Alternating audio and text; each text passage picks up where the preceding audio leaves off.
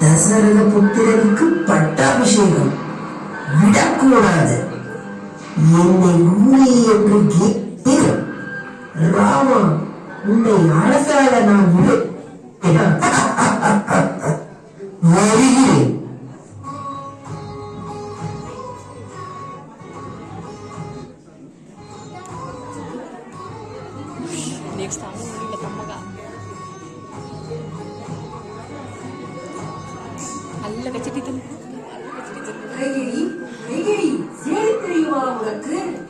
என்னவாயிற்று மந்திரே?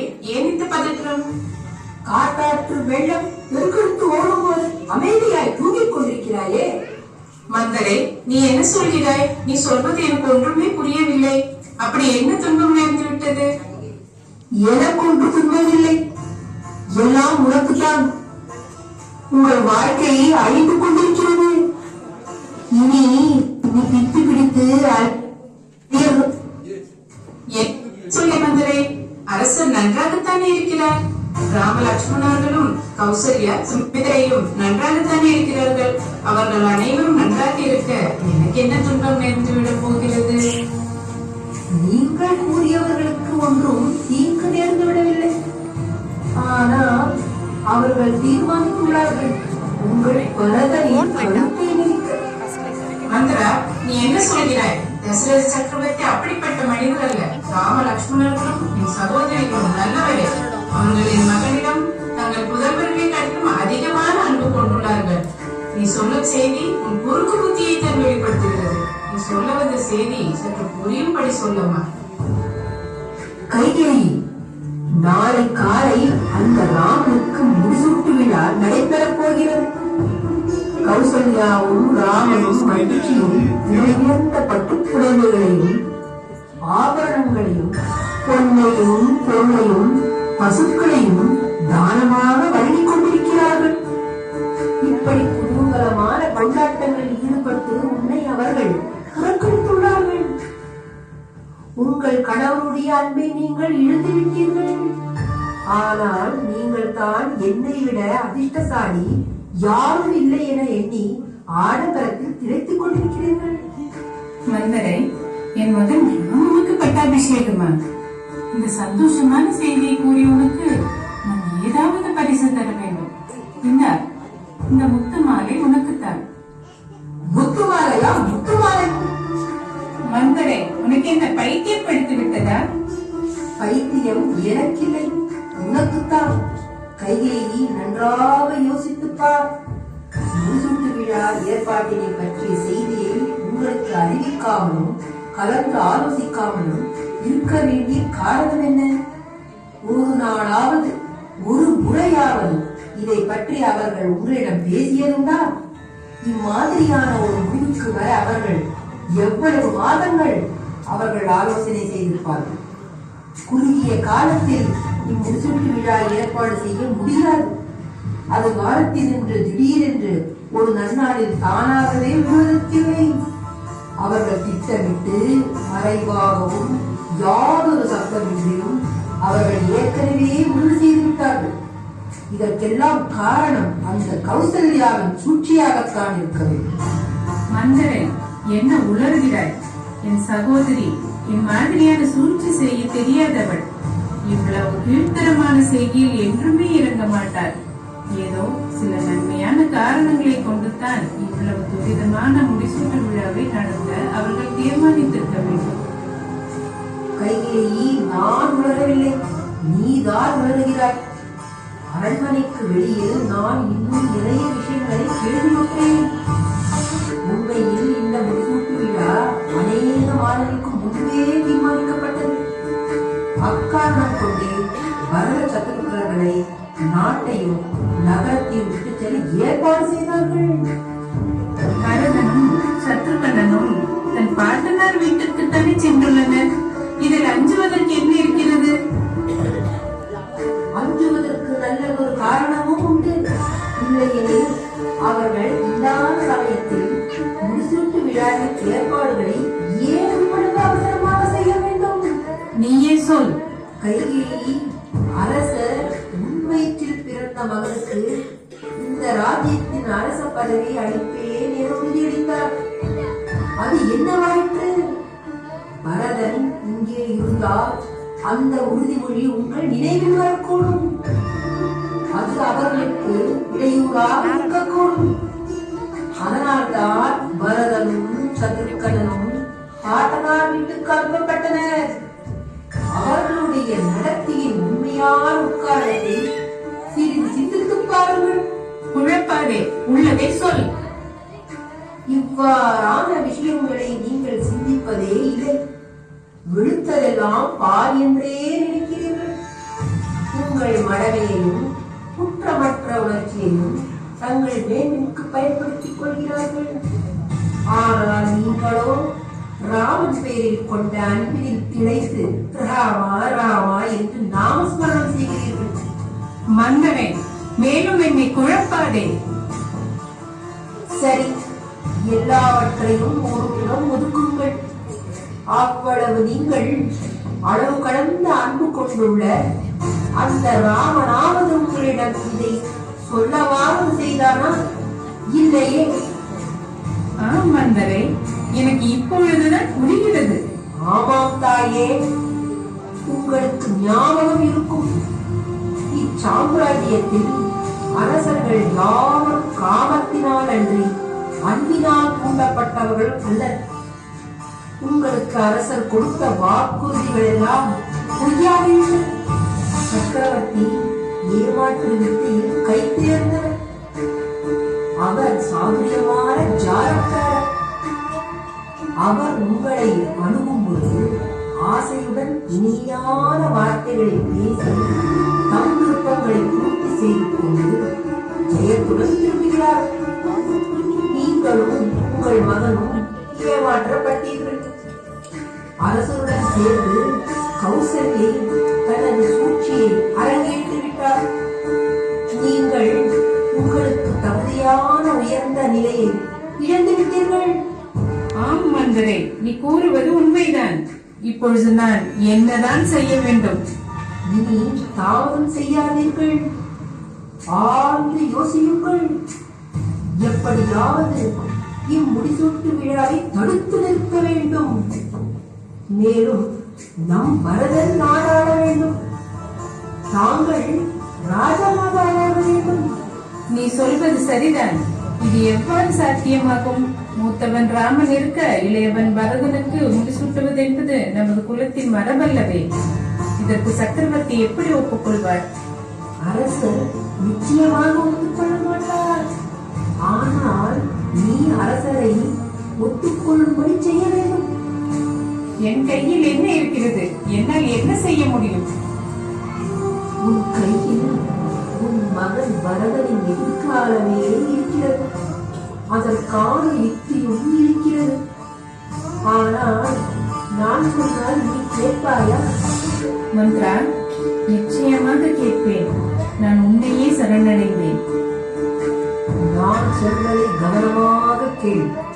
முன் ஒரு காலத்தில் தேவர்களுக்கும் அசுரர்களுக்கும் நடந்த யுத்தத்தில் தேவர்களுக்காக சம்பாசுரனுடன் தசரதன் போரிடும் பொழுது போர்க்களத்தில் அவருடைய உயிரை காத்ததற்காக அரசர் தங்களுக்கு 2 வரங்கள் தருவதாக உறுதியளித்தார். நான் சொல்வது சரிதானே? ஆமாம் மந்தரே, எனக்கு ஞாபகம் இருக்கிறது. அவ்விரு வரங்களை எனக்கு தேவைப்படும் பொழுது தருவதாக அரசர் உறுதியளித்துள்ளார். தேவை வந்துவிட்டது கைகேயி, தேவை வந்துவிட்டது. அவ்விரு வரங்களை இப்பொழுது கேள். அவ்விரு வரங்களுக்கும் பரதனை முடிசூட்டு விழாவிற்கும் என்ன சம்பந்தம்? சூட்சுமமே அதில் தான் உள்ளது. உன் மகன் பரதன் நாடாட வேண்டும். கோசலை மகன் ராமன் 7 வருடங்கள் வனம் செல்ல வேண்டும். இதுவே நீ கேட்க வேண்டிய வரங்கள். இப்படி 2 வரங்களை கேட்டால் அரசர் ஏற்றுக்கொள்ள மாட்டார். முதலில் நீ எனக்கு தாங்கள் தருவதாக சொன்ன வரங்களை தரும்படி கேள். அரசர் உறுதி அளித்த பின் வரங்களை கேள். சத்தியவன் தவறான அரசர் உறுதியளித்தபடி வரங்களை தந்தே தீர வேண்டும். ஆபரணங்களை துறந்து உன் கூந்தலை அலங்கோலமாக விரித்து அந்த புறத்தில் நீ ஒரு திக்கு பிடித்தவள் போல் காட்சியளிக்க வேண்டும். அரசர் வந்தவுடன் அழுது புலம்ப வேண்டும். அவ்வளவுதான். ஓ மந்த்ரா, நீ எவ்வளவு புத்திசாலி! பார்வைக்கு அருவருப்பான கூணல் முதுகுடையவளாய் தோன்றினாலும் தகுந்த வழிகாணும் வகையில் நீ உச்ச நிலையான அழகுடையவளாய் தோன்றுகிறாய்.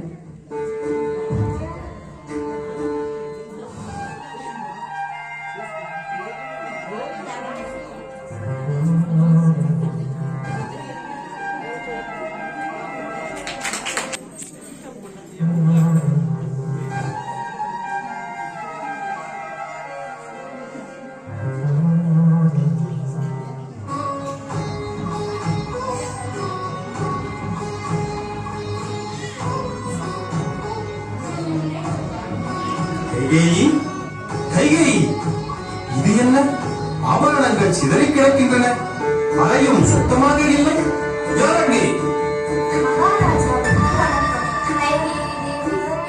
கடும் கோபத்தில் இருக்கிறார். மகாராணியே இவ்விதம் நடந்து கொண்டார்.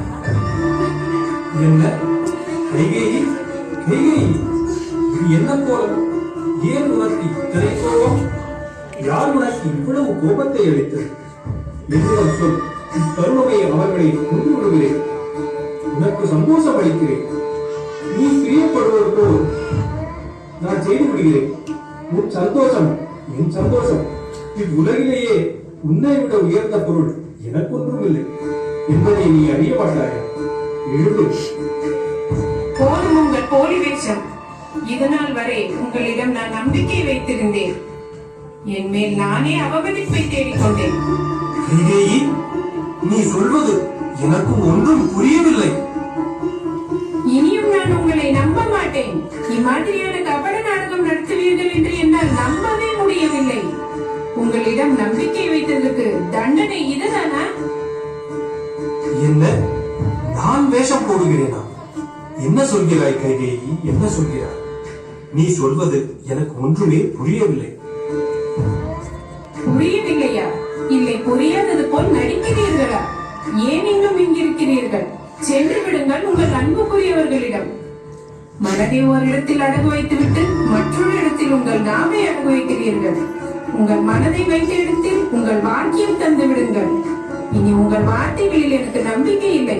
சென்று விடுங்கள். கைகேயி, நீ கூறிய வார்த்தைகளுக்கு பொருள்தான் என்ன? இந்த தசரத சக்கரவர்த்தி ஒருபோதும் வாக்கு தவறியதில்லை. என் சொல்லும் செயலும் என்றுமே ஒன்றாகத்தான் இருக்கும். அப்படி நீ வருத்தப்படும் அளவிற்கு உனக்கு நான் என்ன வாக்களித்து விட்டு அதை நிறைவேற்றாமல் இருந்திருக்கிறேன்? அவ்விதம் ஏதேனும் இருந்தால் புதிர் போடாமல் உடனடியாக சொல்லிவிடு. இக்கணமே அதை நிறைவேற்றி விடுகிறேன். தருகிறேன் என்று சொல்லிவிட்டு பிறகு வாக்கு தவற மாட்டீர்களே. நான் வாக்கு தவற மாட்டேன் என்பது உனக்கு தெரியாதா? இவ்வுலகில் பெண்களிலேயே நீதான் எனக்கு மிகவும் பிரியமானவள். ஆண்களில் எனக்கு மிக அருமையானவன் ராமன். நீங்கள் இருவருமே என் மூச்சு. இது உனக்கு நன்றாக தெரியும் அல்லவா? ஆகையால் நான் ராமன் மீது ஆணையிட்டு சொல்கிறேன். உன்னுடைய விருப்பம் என்னவென்று சொல். அதை நிறைவேற்றி வைக்கிறேன். அரசே, ராமன் மீது ஆணையிட்டுள்ளீர்கள். அன்று போர்க்களத்தில் எனக்கு கூறிய வார்த்தைகள் ஞாபகம் இருக்கிறதா? கைகேயி, இதற்காகவா இவ்வளவு கூச்சலும் குழப்பமும்? 2 வரங்கள் தருவதாக கூறினேன். அதை இப்பொழுதே தந்து விடுகிறேன். பிறகு மறுக்க மாட்டீர்களே. கைகேயி, தயங்காமல் கேள், தருகிறேன்.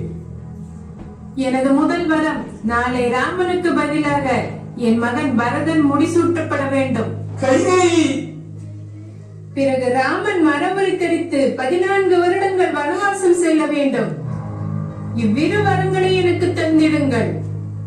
உங்கள் மரபின் நற்பெயரையும் நன்மதிப்பையும் கலங்குமின்றி நிலைநாட்டுங்கள். இல்லையே இத்தருணமே கைகேயின் உயிர் மாழ்வதற்கு ஒப்புதல் அளியுங்கள். கைகேயி, என்ன பேசுகிறாய்? உண்மையில் நீயா இப்படி பேசுகிறாய்? நயவஞ்சகி, உன் குறிக்கோள் தான் என்ன? அரச வம்சத்தையே முழுவதும் வேறொருக்க உறுதி பூண்டாயோ? உனக்கு எனதருமை ராமன் இழைத்த கொடுமைதான் என்ன? தன் தாயை விட மேலாக உன்மேல் பாசம் கொண்ட ராமனை இருண்ட காட்டிற்கு அனுப்ப உனக்கு எவ்வளவு மனம் இசைந்தது? அரசி என்றெல்லாம் உன்னை நினைத்திருந்தேன். ஆனால் நீயோ ஒரு விஷம் போன்ற கருநாகம். தாங்கள் என்னை எவ்வாறு வேண்டுமானாலும் இகழ்ந்து பேசுங்கள். ஆனால் நான் என் முடிவிலிருந்து மாறப்போவதில்லை. கைகேயி, நீ சொன்னது நடந்தே தீர வேண்டும் என்றார் என் சாம்ராஜ்யத்தையே உனக்கு அளிக்கிறேன். ஏன் என் உயிரையே உனக்கு தருகிறேன். வேண்டுமானால் கேள், உன் மகன் பரதன் நாடாளட்டும். ஆனால் ராமனை விட முடியாது. நாங்கள் அனைவரும் ராமனுடன் காட்டிற்கு செல்கிறோம். ராமனை தனியாக காட்டிற்கு அனுப்ப ஒருபோதும் சம்மதிப்பதில்லை. நான் ஒருபோதும் சம்மதிப்பதில்லை. அரசே, சில வினாடிகளுக்கு முன்னதாக நீங்கள் கேட்கும் வரங்களை தருவதாக சபதம் செய்தீர்கள். ஆனால் இப்பொழுது செய்த வாக்குறுதிகளை தவறுகிறீர்கள். மேலும் இக்ஷவாகு மரபின் புகழிற்கே பங்கம் விளைவிக்கிறீர்கள். கைகேயி, உங்கள் மகன் மேல் உள்ள ஆசையிலும் உங்கள் மனைவி மேல் உள்ள பற்றினை அடக்க முடியாமல் அடிமையாகி முடக்கிக் கொண்டிருக்கிறீர்கள். ஆதலால் கொடுத்த வாக்கை காப்பாற்ற தவறிவிட்டீர்கள். உண்மையில் நான் குற்றவாளி அல்ல, தாங்களே. போதும் பழிச்சொற்கள். அரசே, என் பரதன் மேல் ஆணையிட்டு சொல்கிறேன். ராமனை வனவாசம் செய்ய அனுப்புவதை தவிர அதற்கு குறைவான எந்த செயலிலும் திருப்தி அடைய மாட்டேன்.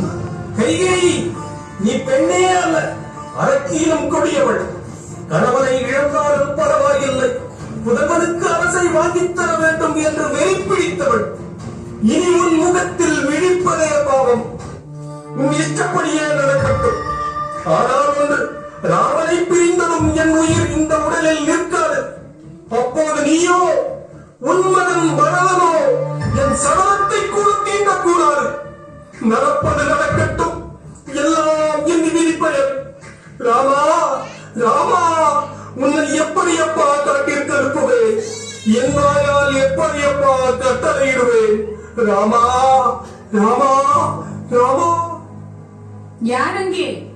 உடனே ராமனை உன் தாய் கைகையை அழைத்தாள் என்று அழைத்து வாருங்கள். உத்தரவு மகாராணி.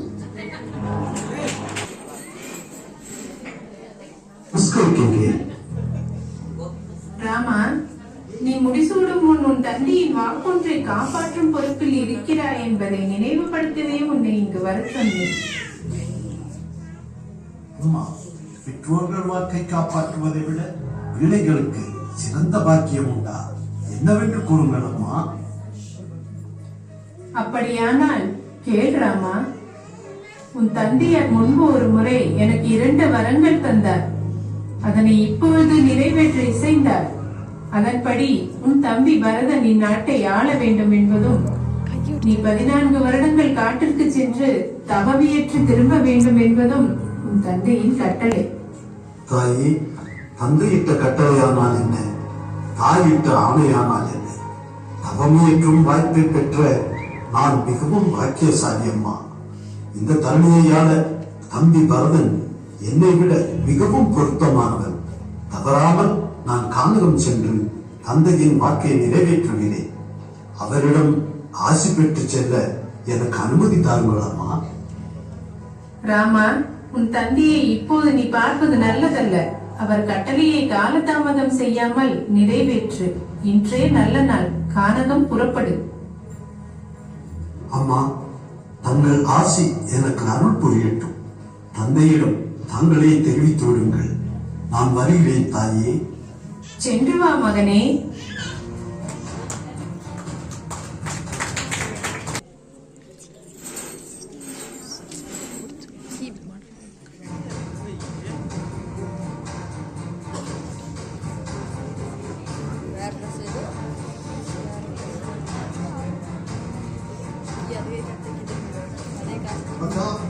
தந்தை என்ன கட்டளையிட்டார்?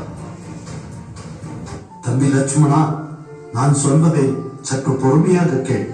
நம் தந்தையார் தம்பி பரதன் இந்த நாட்டை ஆள வேண்டும் என்றும், நான் மரபை தரித்து 14 வருடங்கள் கானகம் சென்று தவம் நியத்தி திரும்ப வேண்டும் என்றும் தந்தையார் உத்தரவிட்டுள்ளதாக நமது தாயார் கைகேயி தெரிவித்தார். ஆகவே நீ பரதனுக்கு உறுதுணையாக இருந்து அனைவரையும் பார்த்துக்கொள். சீதா, லட்சுமணா, எனக்கு விழித்து அவர்கள். இது எந்த கொடுமை என்ன? மூத்தவன் இருக்க இளையவன் நாடாவதா? உத்தரவிடுங்கள், அவர்களை நான் பார்த்து விடுகிறேன். தம்பி லட்சுமணா, என்னிடம் நீ கொண்டுள்ள பாசத்தையும் அன்பையும் நான் மிகவும் அறிவேன். அன்பு கொண்ட நெஞ்சில் ஆத்திரம் வரலாமா? கோபம் மனிதனின் இனிய பண்புகளை அடித்துவிடும். அதை நீ முதலில் விட்டோடி. அண்ணா, தாங்கள் இருக்கும் இடம்தான் எனக்கு அயோத்தி. தாங்கள் என்னையும் கூட்டிச் செல்லுங்கள். சுவாமி, அடியேனையும் உடன் அழைத்து செல்ல வேண்டுகிறேன். சீதா, அப்படியே ஆகட்டும். வாருங்கள், நாம் மூவரும் விரைவாக செல்லலாம். உத்தமன் போகின்றானே உருகுதே மக்கள் உள்ளம், சத்தியம் திரிவதாலே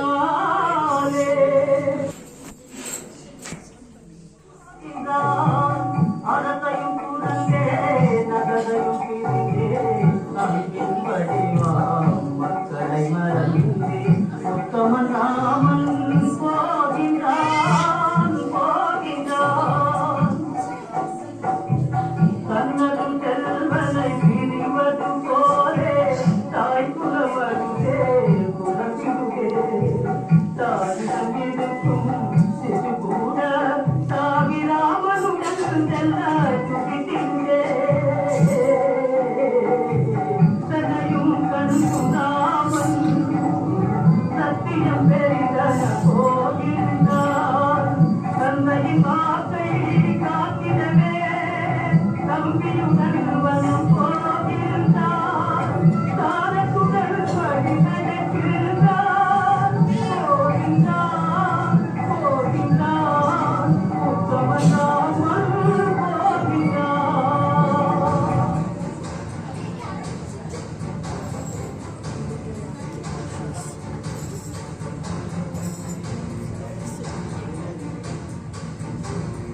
வா மகனே, என்னை மன்னித்து விடு. உன் நன்மைக்காகத்தான் நான் இப்படி செய்தேன். என்னை நம்பு. உங்களை அம்மா என்று கூப்பிட என் நாவு கூசுகிறது. அண்ணன் ராமனை காட்டிற்கு அனுப்ப எப்படி உனக்கு மனம் துணிந்தது? மூத்தவன் இருக்க இளையவன் நான் முடிசூடுவேன் என்று எப்படி தீர்மானித்தீர்கள்? அடி சண்டாளி, ஆசுக்கோர் அளவில்லையா? எங்கள் குலத்திற்கு நீயே யமனாக தோன்றியிருக்கிறாய். இந்த உலகம் அழியும் வரைக்கும் தீராத பழிப்பாவத்தை ஏற்படுத்தி எங்கள் கீர்த்தியை கெடுத்த பழிகாரி உன்னுடன் எனக்கென்ன பேச்சு? நான் வருகிறேன். பரதா, நில். நான் சொல்வதை விவரமாக கேள். அதற்கு ஒன்றும் அவசியமில்லை. நான் பாவம் செய்தவன். அதனால் தான் உங்கள் வயிற்றில் பிறந்திருக்கிறேன். எனக்கு முடிசூட வேண்டும் என்ற ஆசையால் தான் நீங்கள் அண்ணன் ராமருக்கு தீங்கிழைத்தீர்கள். என்னால் தானே தசரத சக்கரவர்த்தி உயிர் துறந்தார். நான் மகா பாவி. மகனே, அப்படி சொல்லாதே. நீ புண்ணியம் செய்தவன். மகனே, என்னை மன்னித்து விடு. என்னை மகனே என்று அழைக்க உங்களுக்கு அருகதை இல்லை. அரச பீடத்திற்கு ஆசைப்பட்டு அருமை மணாளனையே மரணத்திற்கு இரையாக்கியவள் நீ செய்த தவறுக்கு தாய் என்றும் பாராது உன் தலையை துண்டித்திருப்பேன். ஆனால் தாயை கொண்ட பாவி என் முகத்தில் வீழ்க்காதே என்று அண்ணன் ராமன் சொல்லிவிடுவானோ என்று அஞ்சி தர்மத்திற்கு பயந்து அதர்மம் செய்த உங்களை விட்டு வைத்தேன். தாங்கள் சூரியனால் பெற்ற அரசு எனக்கு வேண்டாம், வேண்டவே வேண்டாம். ராமன் இருக்கும் இடம்தான் அயோத்தி. இதோ நானும் சத்ருக்னனும் இப்போதே செல்கிறோம். அண்ணன் ராமன் திருவடிகளில் விழுந்து அவரை அயோத்திக்கு அழைக்கிறோம். அவர் வர மறுத்தால் நாங்களும் அவருடன் வனவாசம் ஏற்றுக்கொள்கிறோம். வருகிறேன்.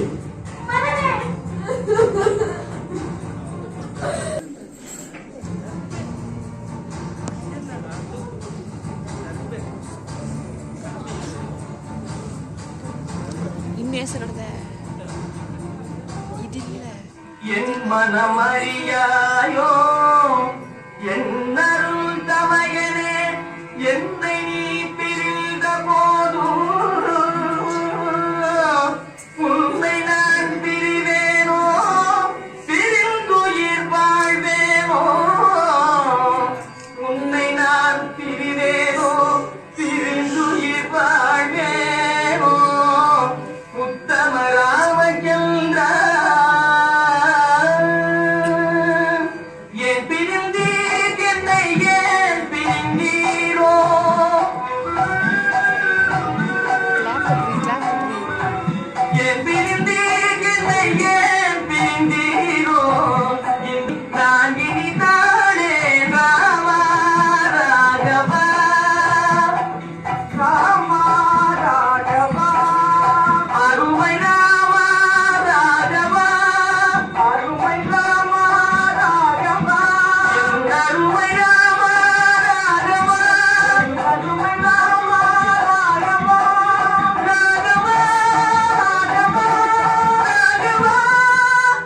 அண்ணா அண்ணா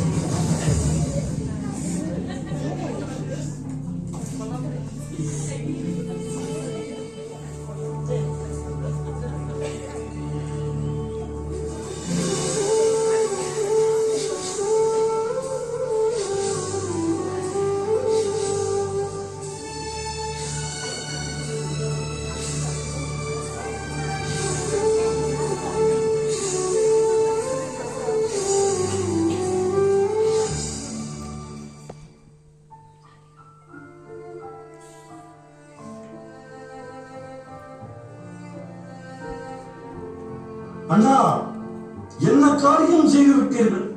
கருணையே உருவான தாங்கள் சற்றும் இரக்கமில்லாமல் அன்னையாரையும் அயோத்தி மக்களையும் கண்ணீரில் தவிக்க விட்டுவிட்டு இப்படி கானகத்திற்கு வந்து விட்டீர்களே, இது தர்மமா அண்ணா? பரதா, உன் உயர்ந்த பண்பை நான் அறிவேன். என்ன செய்வது? தந்தை சொல்மிக்க மந்திரம் இல்லை என்பது தர்ம சாஸ்திரம். தர்மத்தை காக்க வேண்டியது நமது கடமை அல்லவா? அண்ணா, அப்படியானால் மூத்தவனுக்கு இளையவனான நான் அரசாள்வது எந்த விதத்தில் தர்மம் அண்ணா? தர்மத்தை காக்க தாங்கள் அதர்மத்திற்கு உட்பட்டு வழியேற்று வாழ்க நானா? இதென்ன நியாயம்? ஆரண்யத்தில் தாங்கள் தவக்கோலத்தில் வாழ நான் மட்டும் அரண்மனையில் அரசனாக குருவீற்றிருப்பேன் என்று நினைக்கிறீர்களா? பரதா, வருந்தாதே. நம் எல்லோருடைய நன்மைக்காகவே இந்த சம்பவங்கள் நிகழ்ந்திருக்கின்றன. போகட்டும். தந்தையார் எப்படி இருக்கிறார்? நம் அன்னைமார்கள் எப்படி இருக்கிறார்கள்? ஏன் மௌனம் சாதிக்கிறீர்கள்? சத்ருகனா, நீயாவது சொல், என்ன நடந்தது? அண்ணா, தங்கள் பிரிவை தாங்க முடியாத நம் தந்தையார் நம்மை எல்லாம் விட்டு நிரந்தரமாக பிரிந்து விட்டார். அண்ணா, ஐயோ, தந்தை இறந்து விட்டாரா? ஐயோ, நான் என் செய்வேன் தம்பி, நான் என் செய்வேன். தெய்வமே, நீண்ட காலம் புதல்வர்கள் இல்லாமல் இருந்து பிறகு அருத்தமும் செய்து அருமையா எங்களை பெற்றெடுத்த தந்தையே, உன் குழந்தைகள் யாரையும் பார்க்காமல் சொர்க்கம் சேர்ந்தீர்களே தந்தையே, சொர்க்கம் சேர்ந்தீர்களே. ஒன்றும் அறியாத சிறு பாலகர்கள் நாங்கள். இனி எங்களுக்கு யார் பேதி தந்தையே? தெய்வமே, இனி நாங்கள் என்ன செய்வோம்? தெய்வமே, இனி நாங்கள் என்ன செய்வோம்? அண்ணா, கலங்காதீர்கள் அண்ணா, கலங்காதீர்கள். தாங்கள் வனவாசத்தை விட்டு நாட்டிற்கு வாருங்கள். இனி எங்களுக்கு தந்தை தாங்கள் தானே அண்ணா. தம்பி, தந்தையின் வாக்கை காப்பாற்றுவதுதான் மன்னருக்கு அழகு. எனவே தந்தையின் வாக்குப்படி நான் வனவாசம் மேற்கொள்வேன். நீ நாடாளச் செல்வாய் தம்பி. அண்ணா, இது என்ன கொடுமை? நன்றாக சிந்தித்து பாருங்கள். சூரிய குல மன்னர்கள் சொன்ன சொல் தவறாதவர்கள் என்பதை நிரூபிக்க, தந்தையின் வாக்கை காக்க தரணி துறந்து கானகம் வந்து அழியா புகழை தேடிக்கொண்டீர்கள். தங்களை நிழல் போல தொடர்ந்து சேவகம் செய்ய தன்னையே அர்ப்பணித்துக் கொண்டு தியாகமே உருவாகி நிற்கின்றான் தம்பி லட்சுமணன். தசரத சக்கரவர்த்திக்கு இறுதி சடங்கு செய்யும் பாக்கியம் பெற்றுவிட்டான் தம்பி சத்ருக்னன். அண்ணா, ஆனால் எதற்குமே அருகதையின்றி பழியேற்று நிற்கின்றேன் அண்ணா, பழியேற்று நிற்கின்றேன். நான் புனிதமான அயோத்தியின் பீடத்தில் அமர்ந்து பழி போதாதென பாவத்தையும் ஏற்றுக்கொள்ள சொல்கிறீர்களே, இது நியாயமா அண்ணா? பரதா, என் மீது உள்ள பாசத்தால் நீ அப்படி பேசுகிறாய். தந்தையார் வாக்கு பொய்த்துவிடக் கூடாதே என்று தான் நான் கலங்குகிறேன். அண்ணா, அப்படி என்றால் இந்த பழியிலிருந்து என்னை காக்க தாங்கள் எனக்கு ஒரு வரம் தர வேண்டும். என்ன வரம் வேண்டும்? கேள் பரதா. அண்ணா, தாங்கள் அமர வேண்டிய பீடத்தில் நான் அமர முடியாது. தங்கள் திருவடிகளை தாங்கி நிற்கும் பாதுகைகளை எடுத்துச் செல்ல எனக்கு அனுமதி தாருங்கள். சிம்மாசனத்தில் சூரிய குல திருமுடியையும் தங்கள் திருவடி சின்னம் கொண்ட பாதுகைகளையும் வைத்து வருகிறேன். தங்கள் திருநாமமும் திருவடிகளும் ஆட்சி புரியட்டும், அருள் புரியட்டும். மக்களை காக்கட்டும். நான் தங்கள் சேவகனாக நந்தி கிராமத்தில் இருந்து கொண்டு செய்ய வேண்டிய பணிகளை செய்து வருகிறேன் அண்ணா. தட்டாமல் என் ஆசையை நிறைவேற்றுங்கள் அண்ணா. பரதா, என் மீதும் தர்மத்தின் மீதும் நீ கொண்டுள்ள பாசத்திற்கு நான் தலைவனுகிறேன். இந்த உலகில் 1000 கிராமங்கள் இருந்தாலும் உனக்கு ஈடாக மாட்டார்கள் அப்பா, உனக்கு ஈடாக மாட்டார்கள். உன் விருப்பப்படியே செய். ஆனால் என் விருப்பம் ஒன்றையும் நீ பூர்த்தி செய்ய வேண்டும். சொல்லுங்கள் அண்ணா, சிறமேற்கொண்டு செய்கிறேன். பரதா, நமது அன்னை கைகை தேவியாரிடம் வெறுப்பும் கோபமும் காட்டாமல் அன்பு செலுத்துங்கள்.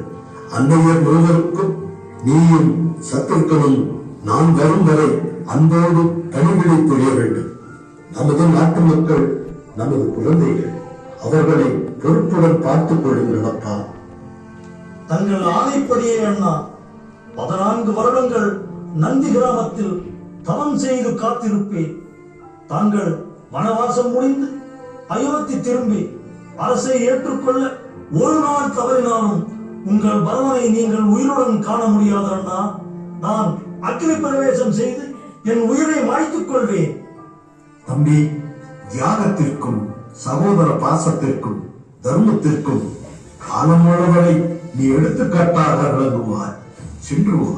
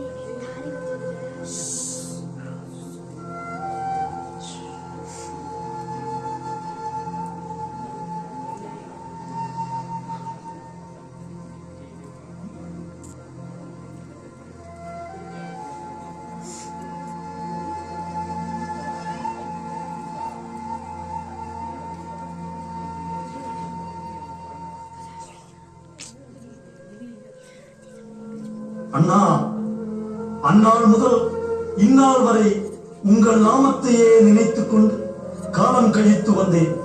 அண்ணா, இனி நான் உமக்கு தந்திருக்கிற வாக்கின்படி இதோ அக்னியில் மூழ்குவேன்.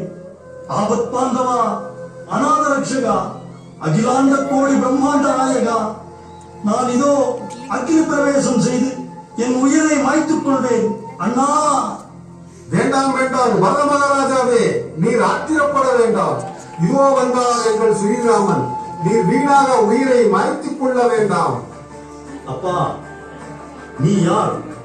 நான் சாகும் தருணத்தில் நெருப்பை அடித்தவன். ஏன் இப்படி செய்தாய்? அரசே, நான் அஞ்சனா தேவியின் புத்திரன். எனது பெயர் அனுமன். அடியேன் ராமன். நீர் ஏன் தகாத காரியம் செய்தீர்கள்? அவர் சொன்னதிலும் இன்னும் 40 நாளிலே உள்ளது. அதற்குள் நீங்கள் அப்படியா? அண்ணா, அண்ணா, அப்பா அனுமன் விஷம் தின்றவன் அமிர்தம் தந்தார் போல் என் உயிரை காத்து ரட்சித்த பரோபகாரியை அவர் இப்பொழுது எங்கு இருக்கிறார்? அவரை கண்டு நான் சேவிக்க விரும்புகிறேன். அனுமன், இதோ ஸ்ரீராமர் வந்துவிட்டார். நீர் பயப்பட வேண்டாம். அண்ணா, அண்ணா. அன்பு பரதா, இனி நீ அஞ்ச வேண்டாம்.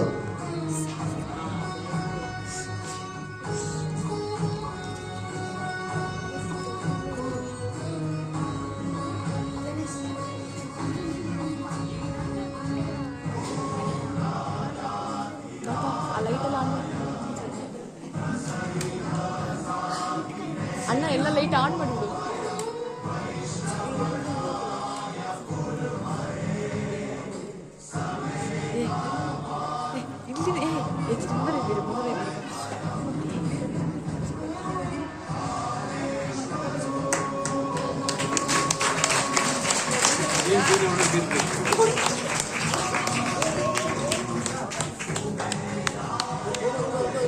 என்ன வேலை